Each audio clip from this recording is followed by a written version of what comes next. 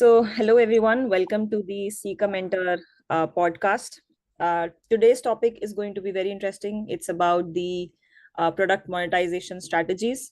So, any product that the product manager builds is to ultimately make money for the business, and the monetization strategy that you choose can be a huge game changer for a product. So, it's going to be an interesting topic. So let's get started. But before we do, I have a request to all the viewers. If you like this video, please like and share.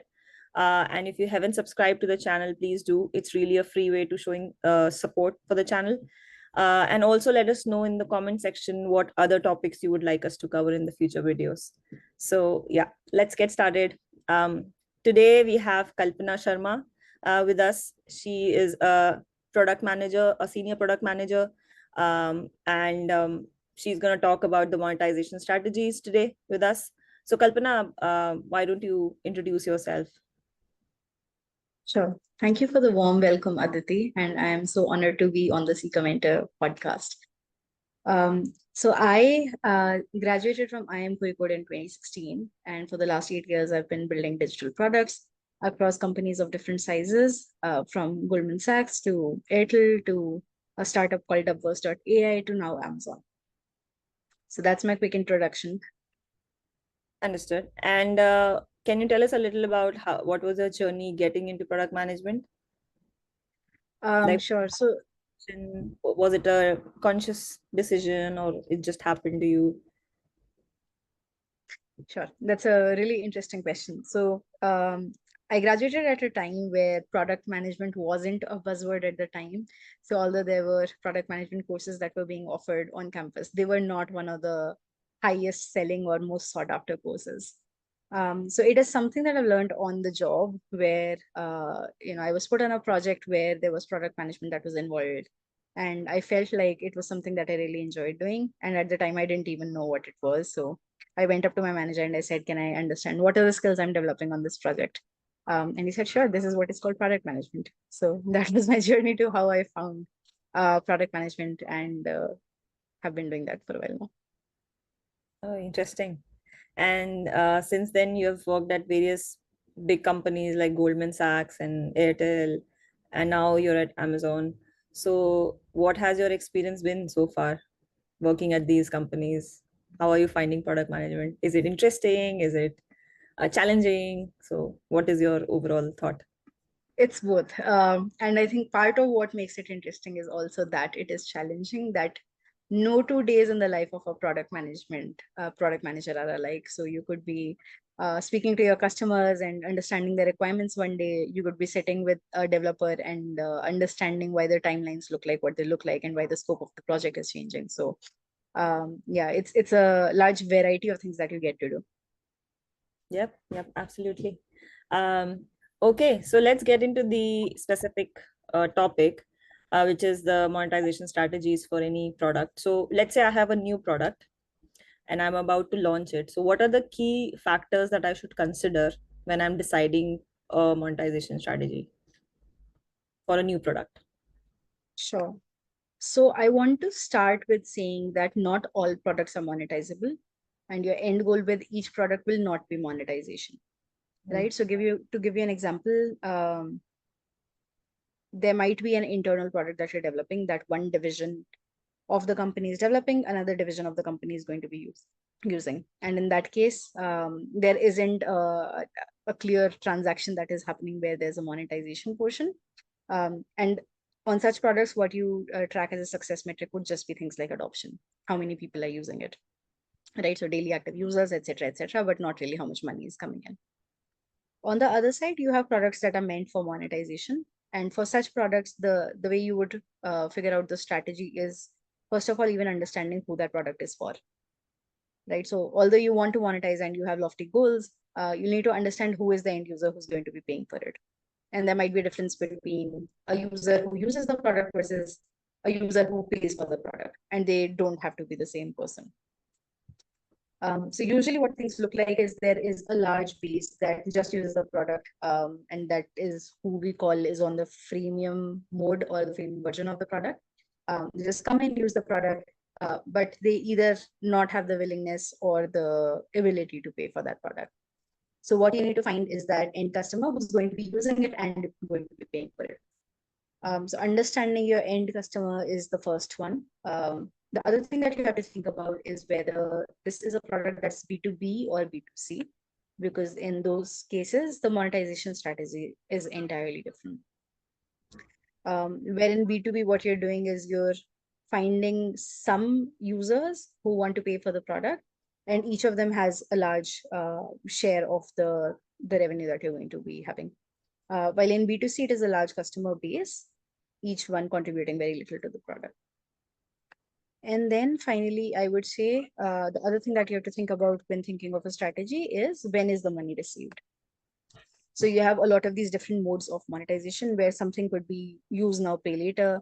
It could be a subscription based model. It could be a pay per use model, etc. Hmm. So again, depending on the use case and your end customer, you have to think about what is the right strategy for you. Understood. Understood. So you talked about understand a little bit more about the end user. You said who's going to be using it and who's going to be paying for it. So how do I do this research? Can you provide some mechanisms through which I can do this kind of research on the user? Sure. So the best way to understand your customer is to speak to your customer, which is possible in some cases, not possible in other cases. So usually the way you would monetize is you would say that let people start using the product, and that's how you know who's interested in the product before you ask them to pay.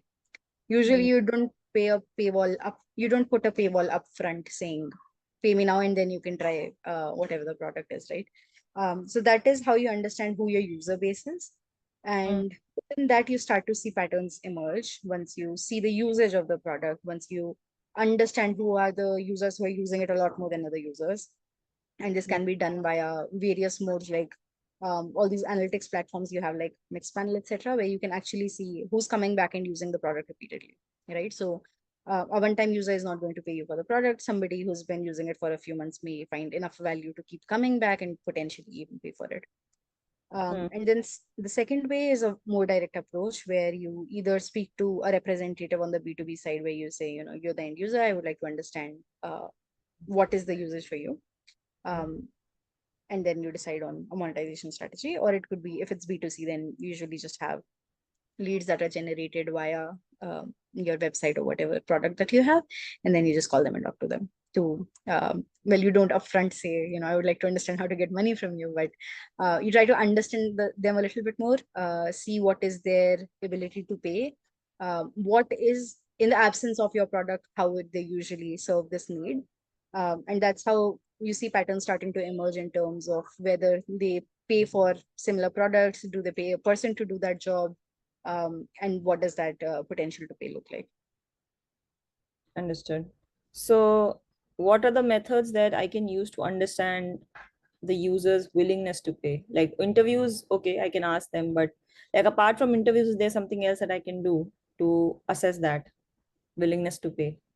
It's also market research on the other side, in the sense of you look at competitor products and see what they are priced at, and you see how they're differentiated from your product, right? So if you know that everybody is paying, I don't know, 10,000 rupees for a subscription of a similar product, but that has limits of, say, you can only use it for 60 minutes, while your product lets them use it for 120 minutes, you get a sense of how much each minute of usage is worth for people. Hmm. So that's another way. And then thirdly, one way you do not understand the willingness to pay, and I think it is a mistake we make in market research, is that you float a form and you ask them how much would you pay for a product described in a certain way. That tends to usually go that would overestimate their willingness to pay, because you know, when it's just a thought experiment, people feel like they would pay a lot more than they would in practice. Understood. So the direct approach usually doesn't work. Understood. And what if products you mentioned you can do competitor analysis, do some market research? What if it's a brand new product, like nothing like that exists in the market? Then what can we do to assess the willingness to pay or know a little Right. bit? Yeah.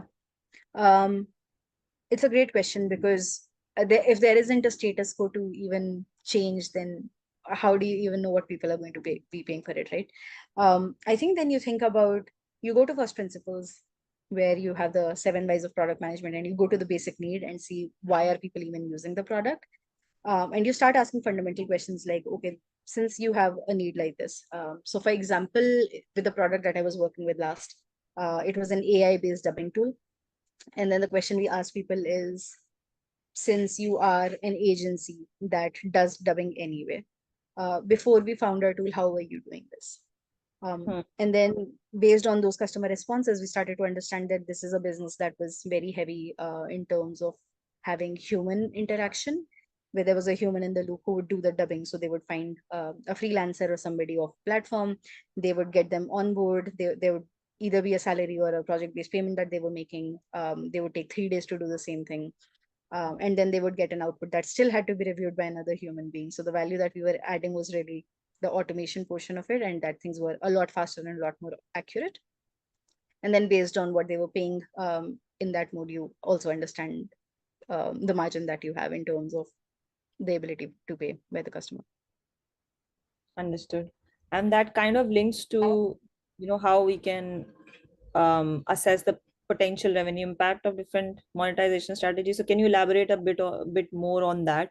Like, how do I assess the potential revenue impact of my whatever monetization strategy I'm choosing? Right. So one of the portions is market sizing, which is understanding who are going to be the end user. And that's where product market fit comes in, where this is the product that I have, but who are the people who are using this? And then understanding their psyche a lot more in terms of, are they going to be paying for this or not paying for this? Mm. And once you have that, you have a sense of roughly the number of users you will get.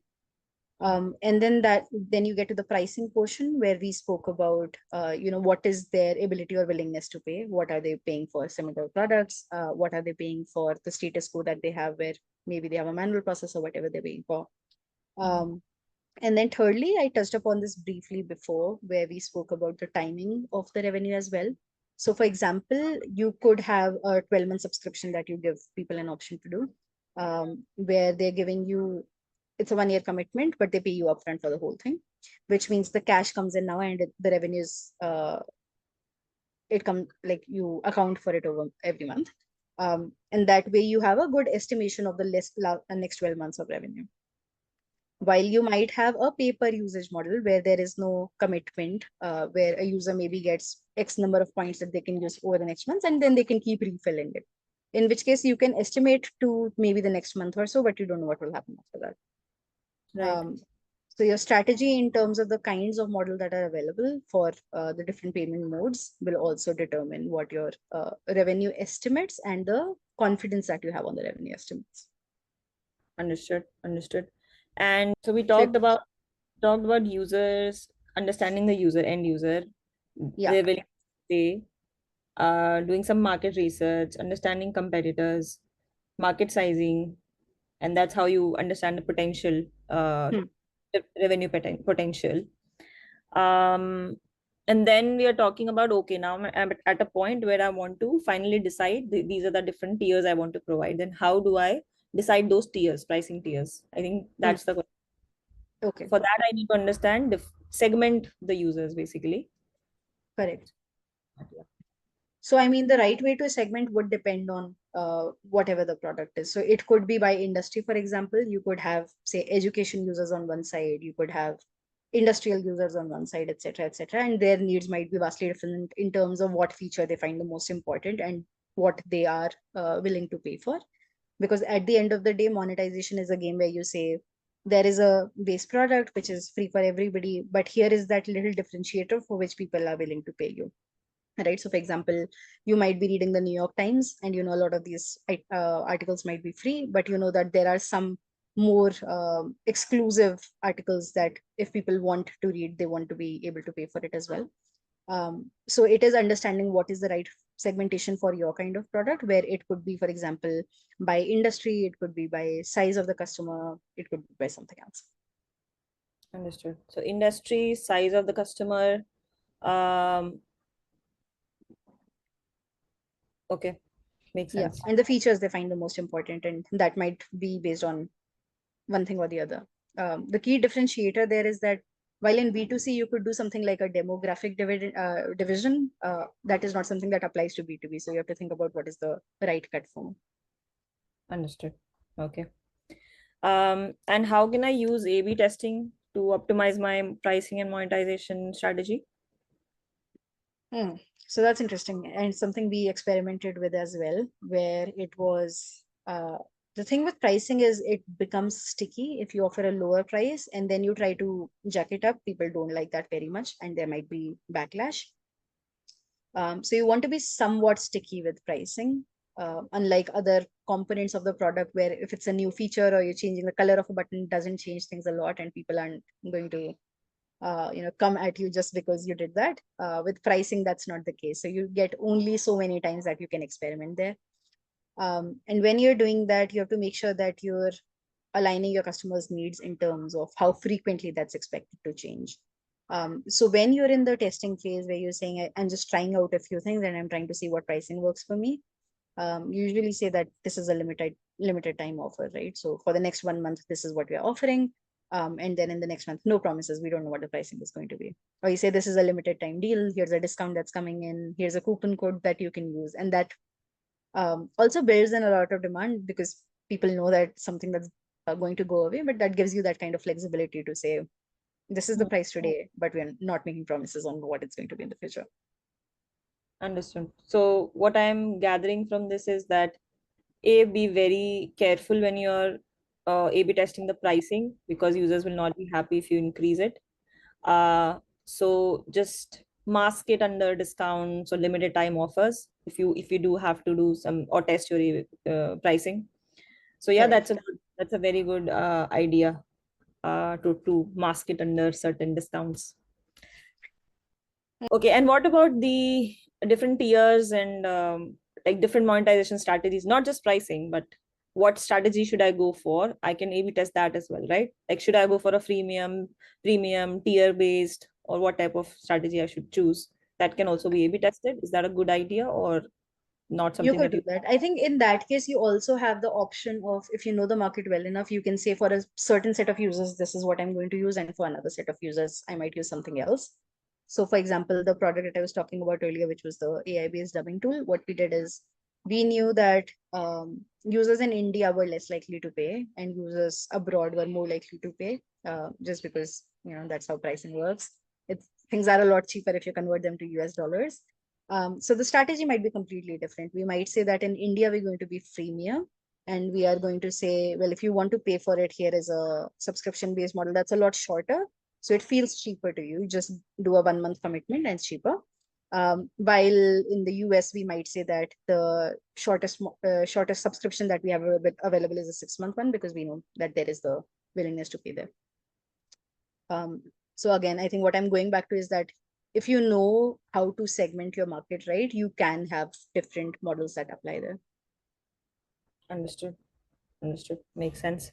Um, and if I have to adjust my price, let's say I've done the A/B testing and I've employed a proper strategy and it's been going on for a year.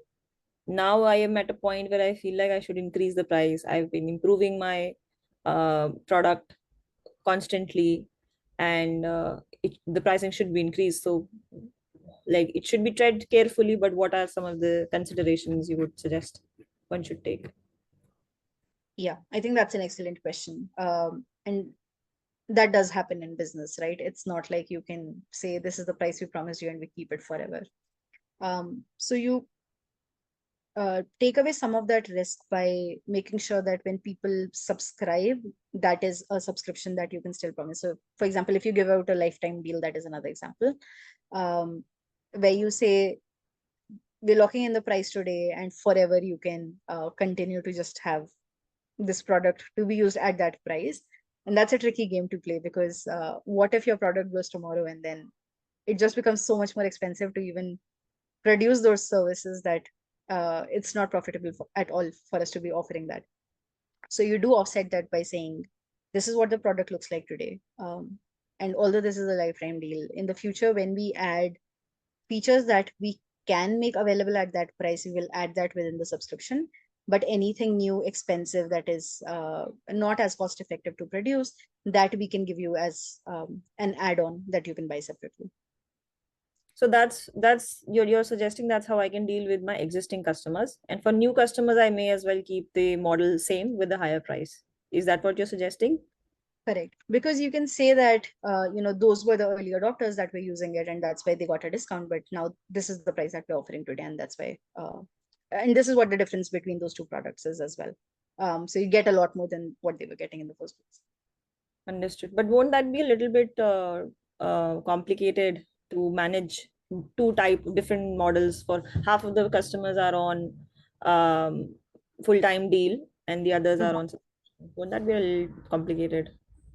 It is. But you have to understand that these are also two different segments of the market, where the first one is saying, uh, I believe in the product and I'm doing a lifetime commitment just because I know whatever happens in the future is going to be great for me.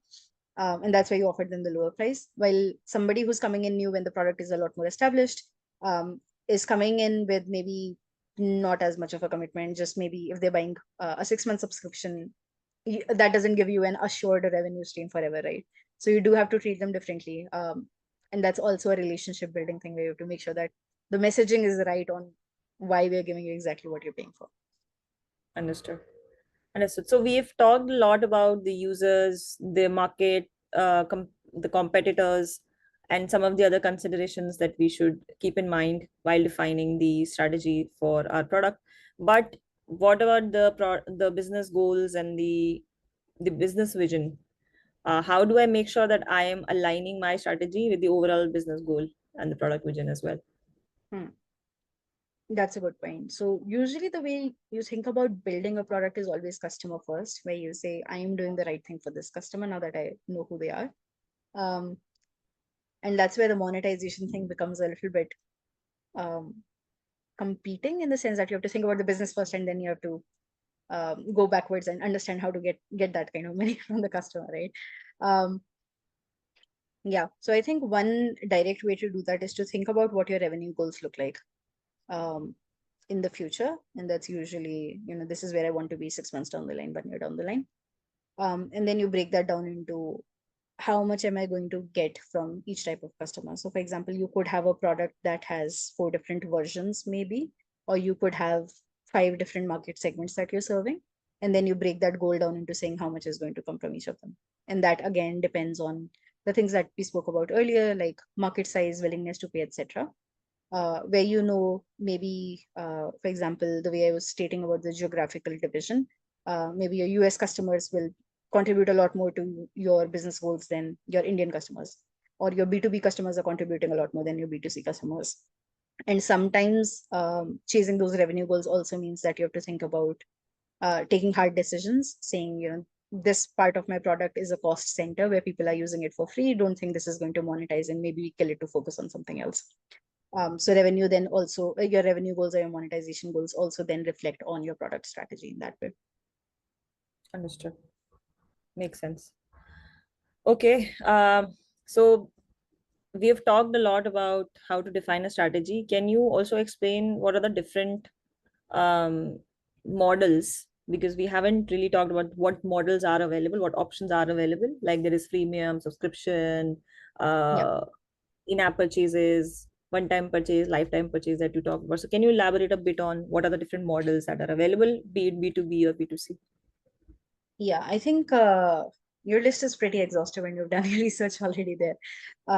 So with B2C, we sometimes try something called a product-led growth strategy, where what you do is you make the product available to everybody and you say, come try it. If you like it, then you can either pay for it or not pay for it. And this is what the difference will be in the product. So that's one way to be able to monetize. It's a more pull mechanism than a push mechanism, where we're not targeting anybody specific. We just make it available for everybody. That's one. And Subscription, as we spoke, that is called freemium. that is, so the part of it where there is a version that's available to everybody, that's what we call the freemium mode. Okay. And then there is a premium on if I want to, the user wants to purchase. Correct. Okay. Exactly. Yeah. So that's who in our world we were calling the pro users, but yeah, that's essentially a premium tier that we're making available. Understood. Then there is a subscription model as well, where it's a sort of commitment where you say, for the next T days, T months, T years, um, I'm buying the product and I essentially want to continue using it for that time frame. Obviously, there are terms and conditions that apply if it's not working, whatever, and you want to cancel your subscription. That's a whole different story. But usually, yeah, it defines that this is what is available for this period of time, and this is what your usage is going to look like. So that's subscription.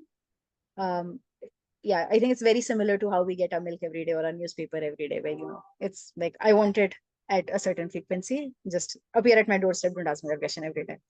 So Yeah. it's super customized to your customer. There might be different tiers there, where it's a 1 month subscription, 3 month, 6 month subscription, similar to how you do for your gyms as well. So that's freemium. Then there's also tiering between the different prices, where a customer's needs might be very different from another one, where what an MNC needs might be very different from what a small and medium business needs. So although it's the same products, you're serving the same market, it's B2B, maybe it's in the same geography, same industry, but one's willingness and ability to pay might be different from another one. And that's why you would differentiate between the pricing, saying maybe you have a 100 people license and you have a 10 people license. If you need more, then we can make more available, and you can keep buying more 10 people licenses until you realize that 100 people license is more economical to you. So yeah, again, differentiation based on the different sizes of the customers, maybe. Okay, so you mentioned freemium, premium, subscription, and tier-based pricing. Anything else you want to add to that list? No, I think those are the four that I see mostly used. In the tier base, maybe you can also say there is a licensing version as well, where yeah, people can just buy the license and they can use it in a certain way. That also happens. How is licensing different from subscription? If the license is supposed to end after a particular time period, then isn't it something similar to subscription, or is it different? It is, but I feel like, yeah, I'm not sure of this, but I feel like license is maybe the B2B version of a subscription, where, yeah, the license just lets you distribute things a little bit more freely within the organization, Yeah, versus a subscription. understood. And I think one of the monetization strategies, mostly I think it's quite prevalent, mostly used in games, is ad monetization. Yeah, But it's quite different. But yeah, I think one of the ways you're right. free products be monetized through ads. Yeah, correct. So I think, like we spoke about freemium, there isn't an easy way for us to convert those users to paying users, just because everybody wants to use it. Nobody wants to pay out of it from their pocket. Advertising gives you a way to monetize those users also, where you have a large customer base, don't want to pay out of their pockets, but somebody else will pay on your behalf if you just watch their ads. That's basically what we're doing with ads. Yeah, absolutely. But I think it also depends on how big of your big is your user base, because if it's a Yeah, very small user base and you put ads, then the user will be annoyed. Nobody's happy seeing the ads, and then yeah, it can lead to uh, you know a churning off of the users. So it has to be a careful consideration. If you're putting ads, then you have to accept the fact that there will be some loss or some churn of the yeah, customers. This may be low and the engagement and retention may be impacted. So that's a call that we have to take. correct. Interesting. And I just to add to that, the other thing that you also have to think about is, and this is why I didn't speak about it, is advertising doesn't work with all kinds of products, right? Yeah. Where you have the eyeballs is where it works. So if you're on Spotify, if you're on a video game, yes, the customers are actively there. You can play an ad, which is an audio ad, or you can play a video ad. All of that works. For example, I am a Duolingo user, and when they show me ads and they say, I'll give you an extra life or an extra heart if you watch the ad, I'm like, please, I do not mind wasting 1 minute of my life over here. But then if I'm on a big basket or something, and if they started showing me ads where I intend to use the product for maybe 5 minutes, and even within that, if you want me to watch ads for 4 minutes, I'm not going to do that. Yeah, Yeah. absolutely. Makes sense. Okay, going to my last question. So, in all of this strategy, how can I leverage marketing, sales, finance team to develop a solid monetization strategy? Yeah. So I think monetization is one of those pieces where you have to really work together other teams. I think product management in general relies a lot on cross-functional collaboration, but monetization especially is a piece where everybody has to agree on things like this. So for example, a lot of your market research will happen by joining hands with the marketing team, because they know the customers really well. Customer service, I think, is another medium that we don't speak about as much, but those are the people who really interact with the customers every day and they understand who they are. And that's where you can also do a lot of your market research by just slipping those questions and saying the next time you talk to them, also ask them what are the other products that they're using. So there's a lot of informal ways for you to get that feedback as well. And then sales obviously is the side that owns the revenue, the revenue piece of your organizational goals. So as I said previously, your revenue strategy has to be in line with your product strategy. And because you are also making decisions like I might kill certain features because they don't contribute to revenue. So it goes both ways where your revenue goals, timeline wise, scale wise, have to exactly be in line with who your product is working for, who's the end customer that you're serving, and what are the features that are going to be serving them. Understood. So all the teams have to be on the same page about what the product is, who's the customer, what is the messaging, because sales has to sell it, marketing has to market it, and we are the ones who will create it. So all of the teams have to be in sync. So yeah, it makes sense to really collaboratively define the strategy and execute it. So yeah, Yeah. that is a very important point.